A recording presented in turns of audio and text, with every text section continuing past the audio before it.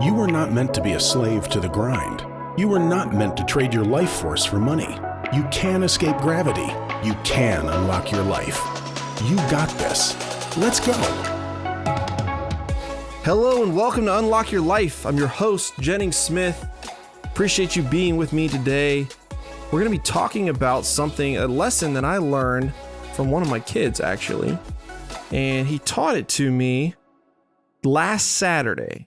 So last Saturday, I'm out in the yard. We had a hurricane here. Hurricane Ian struck Charleston. Not bad, but there was some down limbs, down branches, and the yard was pretty messed up. So we're out there. I'm with my boys.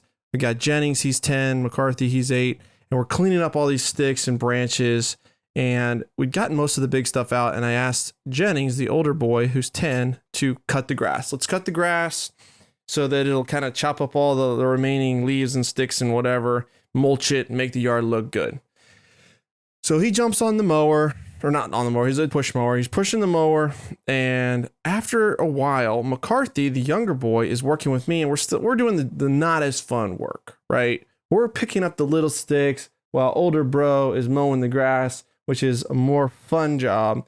And McCarthy looks at me and says, "I can cut the grass too, Dad." And I look at McCarthy, and he's skinny. He is really skinny. He's a little guy. But this is one of those self-propelled mowers where you pull the little handle and it'll drive. And I almost said, no, Jennings has got it. You shouldn't be doing that. Don't worry about it. Just help me clean up these sticks. But I thought, okay, go get your shoes on. Because, of course, he's barefoot. This is the South, y'all. And so he's barefoot. He goes inside, gets his shoes on. And older brother is like, "You can't cut the grass. You don't know how to. You're not big enough." And he's like losing his mind about it. And I calm him down. I said, "What's the deal? Why can't McCarthy cut the grass?" He's like, "Well, you pay me $20 to cut the grass, and you can't be cutting my pay. Just because he cuts some of the grass, I still want to get paid." So I agree. I'm like, okay, listen, I'm just teaching him how to do it. It's okay. You're still going to get paid your money. Don't worry about it. So my other boy is very motivated by business and earning money, even at a young age.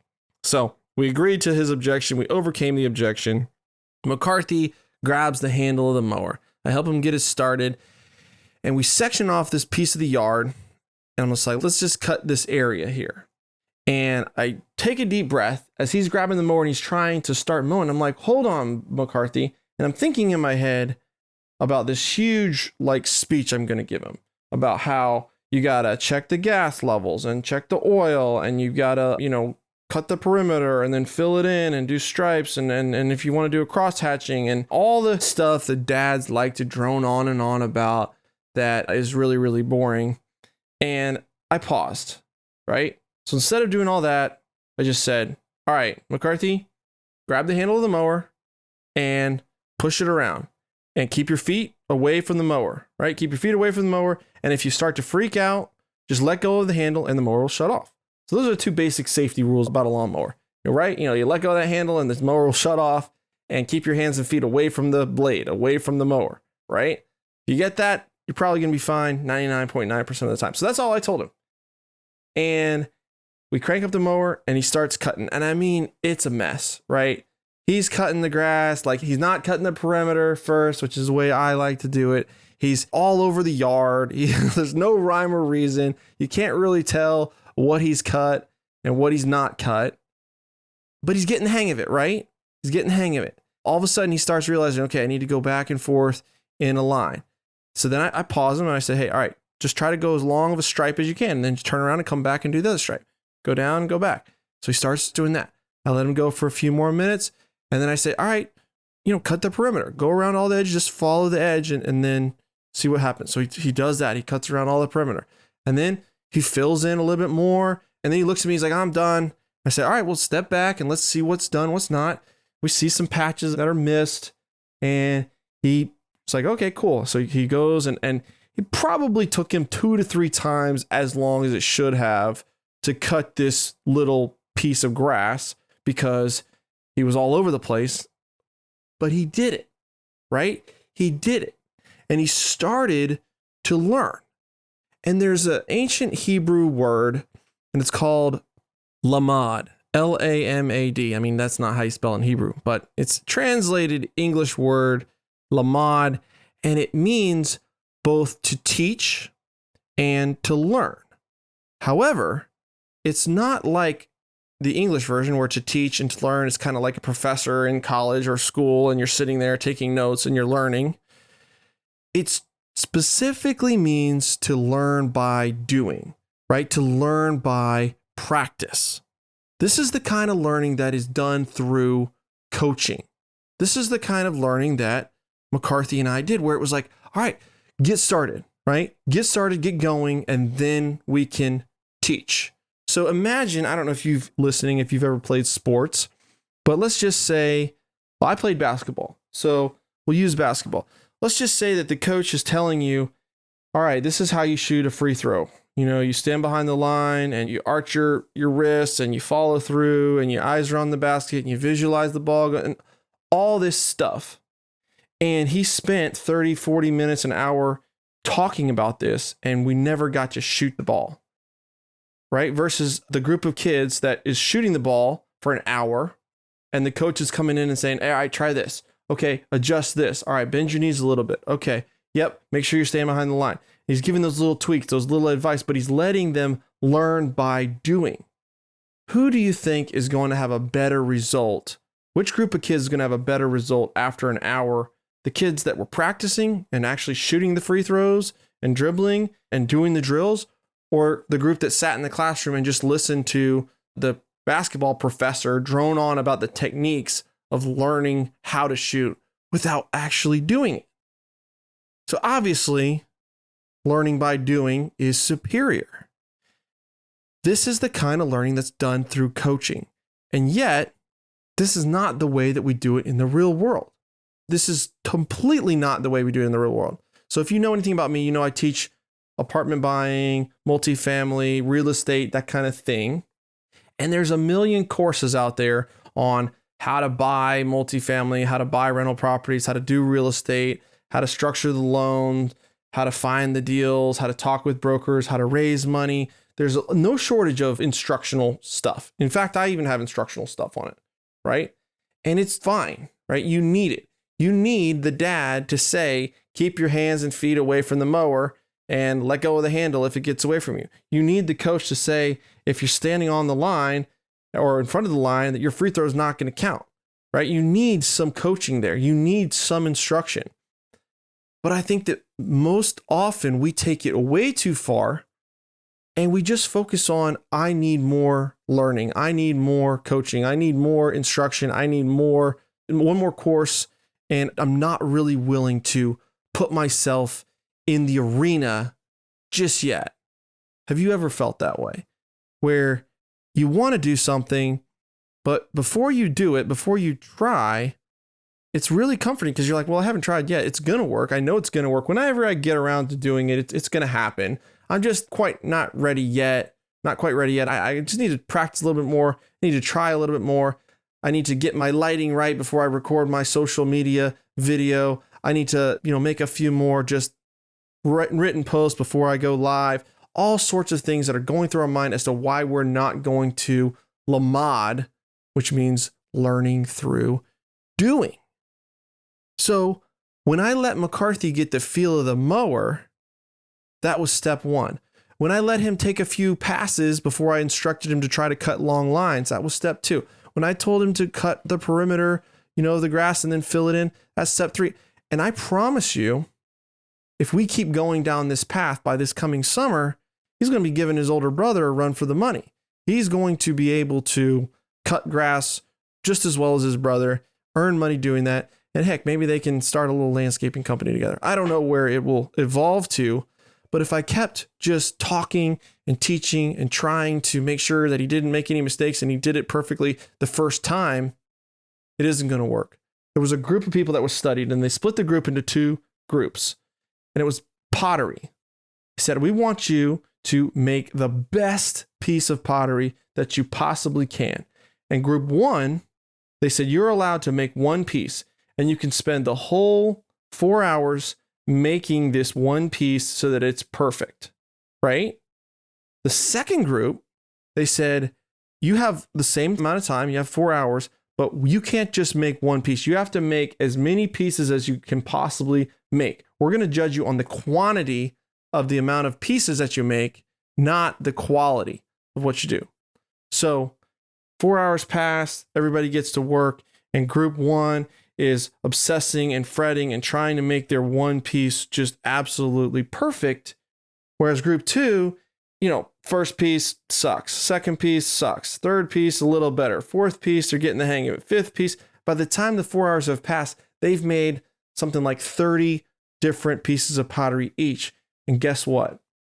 Not only did they make the best or the most amount of pottery, they also made the best. The quality of their pieces far surpassed group one because they learned through doing. They implemented the Hebrew word lamad. So why are we so afraid to lamad? Why are we so afraid to jump off of that cliff? And I see it in my coaching and mentoring groups where they don't want to send out an offer, right? They don't want to send out a letter of intent, which is an offer in real estate where you're saying, I want to pay this much money. These are the terms, general. It's just like a one pager. They're not willing to do that. They don't want to call the broker and talk to them and say, hey, you got any deals coming up? I'm looking to buy real estate. I'm in the game. I wanted to connect with you. Well, let me just practice my script a little bit more. Let me just think about what I'm going to say. Let me underwrite a few more deals and analyze a few more deals before I actually make an offer.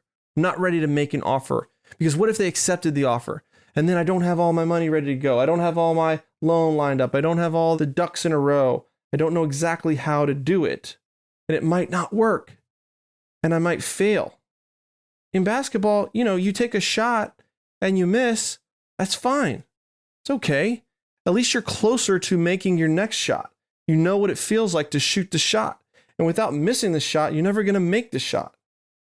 The guy in the arena shooting the shot is going to be a lot better off within a short period of time than the guy that's in the locker room studying the techniques. So we've got to shoot this shot. We've got to learn by doing. And then the opportunity comes and we're not ready if we haven't been doing this. There's another aspect of real estate where I talk about how you can get in your first deal in 90 days. In 90 days, anybody should be able to get into a multifamily real estate deal. And when people first hear that, they're thinking, that's crazy. I don't have the money. I don't have the knowledge. I don't have the connections. I can't do that. And yet we have a pretty specific plan laid out that if you follow, it will happen. And one component of that plan is to start talking to an investor base, right? Friends, family, people that you know, business connections, people that are in your phone already, in your email list, on your social media connections, talking with them and generating soft commitments, generating conversations around, if we found a deal, possibly it would be structured like this. Would you be interested in investing in real estate? This is kind of what the returns would look like. And it's a real easy conversation. It's not high pressure. You're not asking that, oh, I got this deal right now and I really need you to invest. You are just planting the seeds. You're just setting the stage so that when you do have that deal, you're ready. And people won't do it, right? Well, I don't have a live deal yet. Well, what if they ask me a question that I don't know the answer to? Well, what if they do? What if they do ask you a question that you don't know the answer to? I mean, you could do three things. You could say, I don't know. I'll get back with you. You could say, I don't know, and freeze up and make a total fool of yourself. Or maybe you do know the answer and you can answer it succinctly. But either way, all three of those scenarios, you're still better off than not making that meeting, right? Because if they ask you a question that you don't know, you can go learn it and you can follow up. Or even if you flub it up, you'll learn that. And so then in your next meeting, you're going to know it. And either way, you're better off than not having the meeting, not shooting the shot. I see so many people that they want to study, they want to learn, they want to take courses, they want to read the next book, listen to the next podcast, watch the next YouTube video, and they don't want to get out there and get dirty. They don't want to get out there and get in the trenches and make the shot, shoot the shot, right? So you've got to get out there to get the feedback, to get coached, because if you're not willing to grab the handle of that lawnmower and start pushing, then I can't tell you to cut a straighter line. I can't tell you to do the perimeter. I'm just going to bullet out words, word vomit, and it's not going to stick and it's not going to mean anything to you. You've got to get the basics down, but the real magic happens when you are in the trenches, real time, doing the work, making the things happen, and getting that feedback so that you can adapt, you can adjust. So if you're listening to this today, I want you to think about what's something that you've been wanting to do, something that you've been thinking about doing, that you've been studying doing. What is some action that you can take? How can you learn by doing? What's something that you can do and isolate that objection? I want you to do a thought audit around that.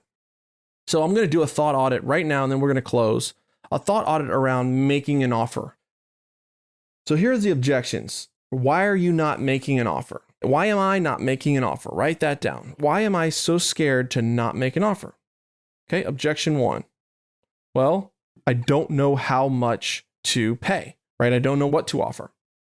Okay, awesome. This is where a little bit of education is going to help you, but I can teach you how to make an offer within 5-10 minutes. That is not hard. Join my Facebook group. We'll send you a free calculator. You'll know what you can offer within 5 to 10 minutes, at least for a first rough pass. Okay? So, boom, objection overcome. Well, what if they accept my offer, right? What if they accept my offer and now I don't know if I really have a good deal? All right, well, if you accept the offer, either you have a good deal or you don't have a good deal. If you don't have a good deal, all you've done was make a non-binding offer, right? So the offer can just fall off the table. Hey, you know what? We looked into the deal deeper. We don't want the deal, or we could only do the deal at this price. I'm sorry, I didn't recognize this, and this. Okay, no harm, no foul, no big deal. You didn't put the thing under contract, right? You didn't put any money at play. You just made an offer. If it is, and they do accept it and it is a good deal, right? You can find somebody. There's plenty of people all over Facebook and real estate circles and real estate meetups that would be happy to partner with you and help you get that deal across the table, because good deals are hard to find, right? So now you're moving in the right direction. Now you've got something of value that you can bring to a heavy hitting real estate person who can mentor you, who can guide you. Now there's something in it for them, right? They want to spend time with you. They want to teach you this stuff because you're helping them. You're bringing them a deal. Okay, well, what if I can't get the loan? Well, same sort of thing. There's plenty of people that can partner with you to get the loan. These commercial deals, it's not like buying a single family home or qualifying for a car loan where it's just you. You can have partners, right? And you can have one person with a large balance sheet that can sign on that loan, and boom, that loan is approved. Whether your credit score is 200 and you have a former bankruptcy or not, you're going to get that loan approved if you have the right person on your team signing on that debt with you. What if I don't have the down payment? Or what if I don't have the down payment money? Well, you can raise the capital, friends and family. If you can't raise the capital, you can find someone to raise the capital. If you have a good deal, there are other people that will raise the capital for you.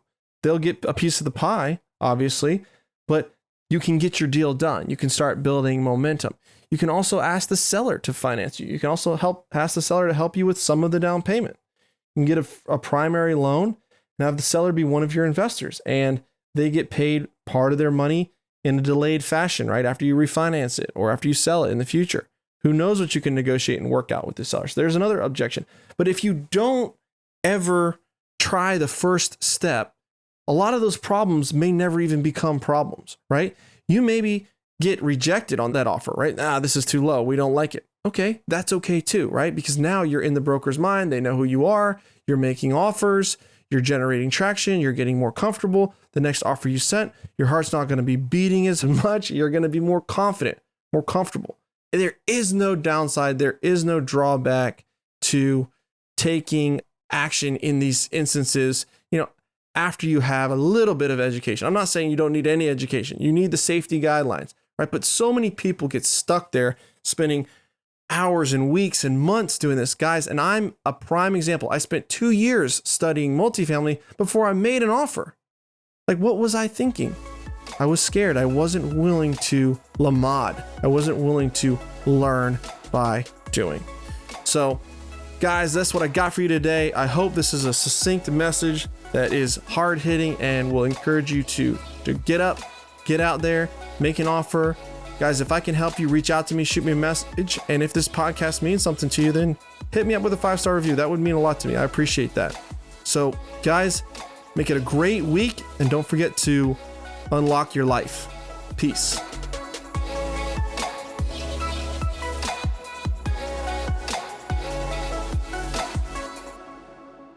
This is the podcastfactory.com.